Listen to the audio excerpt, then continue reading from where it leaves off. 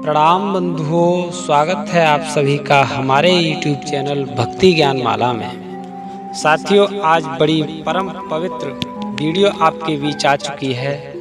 जैसा कि आप स्क्रीन पर देख चुके हैं, परलोक कैसा है, अर्थात मरने के बाद हम जाते कहाँ हैं। आज की इस पावन वीडियो में इसी शीर्षक पर चर्चा करने हम जा रहे हैं। साथियों, वीडियो शुरू करते हैं और आपसे हम आशा करते हैं कि वीडियो में आप अंत तक जरूर बने रहेंगे। यह अन्यत्र बताया गया है कि परलोक का दूरी से कुछ भी संबंध नहीं है। छा किरणें, जिन्हें एक्सरे की किरणें कहा जाता है, ये ठोस पदार्थों को चीरती हुई पार हो जाती हैं। हमें दीवार का पर्दा तोड़ना मुश्किल मालूम पड़ता है, पर एक्सरे की किरणें के लिए यह पर्दा कुछ नहीं के बराबर होता है। गर्मी और सर्दी का प्रभाव बहुत अंशों में बाहरी प्रतिबंधों को तोड़कर भीतर चला जाता है। इसी प्रकार सूक्ष्म तत्वों के लिए स्थूल वस्तुओं के कारण कुछ बाधा नहीं पड़ती। हवा का समुद्र पृथ्वी के चारों ओर भरा हुआ है, पर हम उसे चीरते हुए जहां फिरते हैं, हमें वह भान भी नहीं होता कि हम हवा के भीतर में इसी प्रकार भाग दौड़ कर रहे हैं जैसे पानी में मछली। संभव है कि मछली भी पानी में ऐसे ही स्वतंत्र घूमती हो जैसे हम हवा के समुद्र में घूमते हैं। मृत आत्माएं सूक्ष्म तत्वों की बनी हुई हैं, इसलिए वे ईथर तत्व की भांति चाहे जहां आ जा सकती हैं। उसके निवासी स्वेच्छानुसार चाहे जहां भूमि, जल, पर्वत, ग्रह, नक्षत्र आदि के बीचों बीच या ऊपर नीचे भी रह सकते हैं और अपने रहने के लिए सब प्रकार की सुविधाएं वहां उत्पन्न कर सकते हैं। यह जानना चाहिए कि मृत प्राणी के साथ उसके विचार, स्वभाव, विश्वास और अनुभव भी जाते हैं। घरों में रहने, कपड़े पहनने, भोजन करने आदि की क्रियाएं जीवित मनुष्यों को जीवन भर करनी पड़ती हैं। इसलिए उनके यह विश्वास सुदृढ़ हो जाते हैं। यह बात एक साधारण मनुष्य के विचारों के बाहर की है कि कोई मनुष्य बिना घर, वस्त्र और भोजन के भी रह सकता है। जैसे विश्वासों के कारण सूक्ष्म शरीर और इंद्रियां उत्पन्न हो जाती हैं, वैसे ही विश्वासों के आधार पर परलोकवासी के लिए गृह, वस्त्र, आहार विहार की भी व्यवस्था हो जाती है। वे समझते हैं कि हम घरों में रहते हैं, कपड़े पहनते हैं और भोजन करते हैं। यह सब पदार्थ उनकी भावना स्वरूप होते हैं। यदि कोई परमहंस सन्यासी निर्जन वन में वस्त्र रहित और कंद मूल फल खाकर निर्वाह करता हो, तो उसका परलोक भी वैसा ही होगा। भूत प्रेत किन्हीं विशेष स्थानों पर ठहर जाते हैं, किंतु साधारण क्रम के अनुसार चलने वाले प्राणी स्थान संबंधी बंधन में नहीं बंधते। वे एक स्थान पर रहते हैं, किंतु वह स्थान चाहे जहां हो सकता है। स्त्री और पुरुष का लिंग भेद बना रहता है।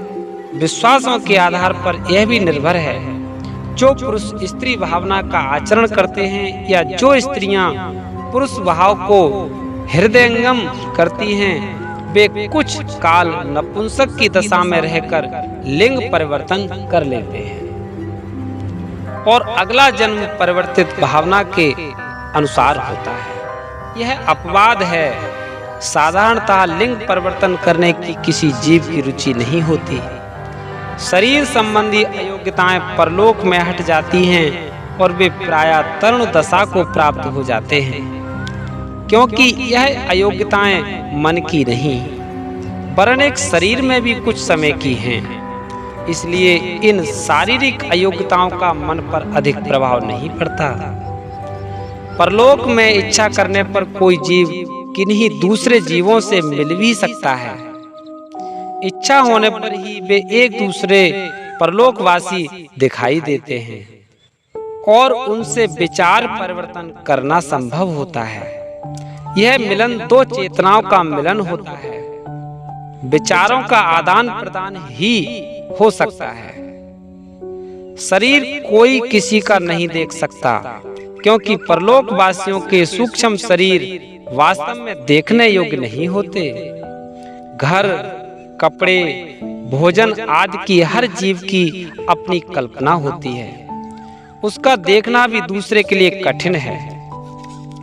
स्वर्ग नरक के दुख सुख का दूसरा परिचय पाते हैं, पर यह नहीं देख सकते कि वह कुंभी पाक नरक में पड़ा हुआ है या रौरव में।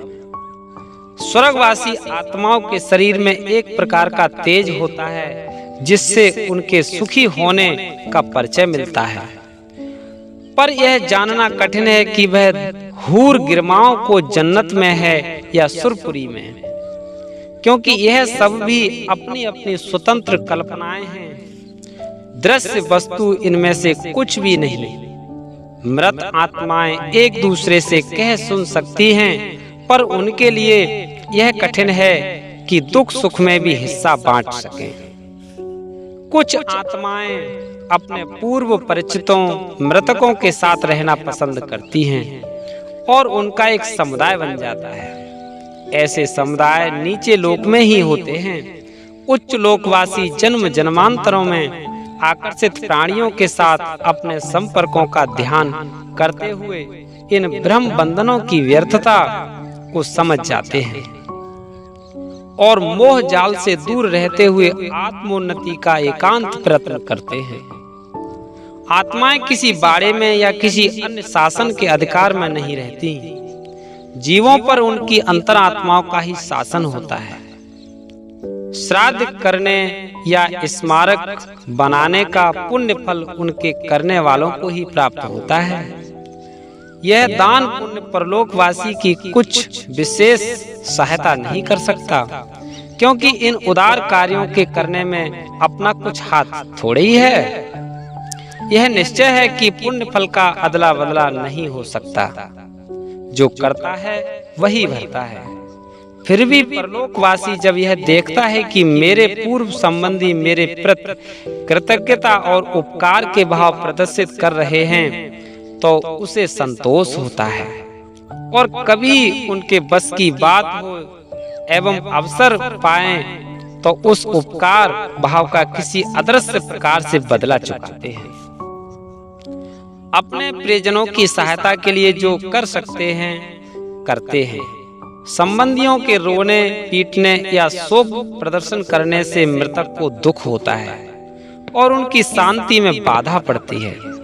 इसलिए उचित यह है कि मृतक के साथ मोह बंधन शीघ्र तोड़ लिए जाएं और केवल शांति की उच्च कामना की जाए। साथियों, आज की इस पावन वीडियो में हमने आपको बताया कि मरने के बाद जीवात्मा कहाँ जाता है, अर्थात उसका परलोक कैसा है। मैं आशा करता हूँ कि आपको यह वीडियो पसंद आई हो। और इससे पूर्व की वीडियो में हमने चर्चा की थी मृत्यु का स्वरूप, अर्थात मृत्यु कैसे होती है। मुझे उम्मीद है कि आपने वह वीडियो भी देखी होगी। इसी तरह की अगली वीडियो लेकर हम पुनः आप सभी दर्शकों के बीच आते रहेंगे। आज के लिए इतना ही। प्रणाम बंधुओं।